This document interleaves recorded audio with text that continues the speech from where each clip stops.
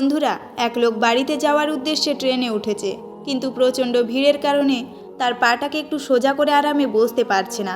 তখন সেই লোকটি মনে মনে ভাবতে লাগলো, আল্লাহ যদি মানুষের হাত পায়ের মধ্যে নাট বল্টু দিয়ে দিত, তাহলে আজকে আমার এত কষ্ট করে বসতে হতো না।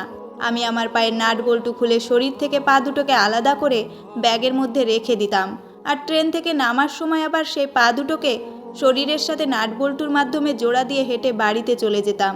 ব্যাপারটা কত সুন্দর হতো। এই কথা ভাবতে ভাবতে লোকটি ঘুমিয়ে পড়েছে। কিছুক্ষণ পর লোকটি ঘুম থেকে উঠে দেখে তার ব্যাগটি চোরে নিয়ে গেছে। তখন সেই লোকটি মাথায় হাত দিয়ে বলল, আল্লাহ, আসলেও তুমি মহাজ্ঞানী, তোমার সৃষ্টির মধ্যে কোনো ভুল নাই। সত্যি তুমি যদি পায়ের মধ্যে নাট বল্টু দিতা আর আমি যদি পা খুলে ব্যাগে রাখতাম, তাহলে তো চিরকালের জন্য আমার সর্বনাশ হয়ে যেত। সারাটা জীবন পা ছাড়াই আমাকে থাকতে হতো। এরপরেও লোকটি দুঃখিত হয়ে বসেছিল, কেননা তার ভিডিওতে কেউ লাইক সাবস্ক্রাইব করে না।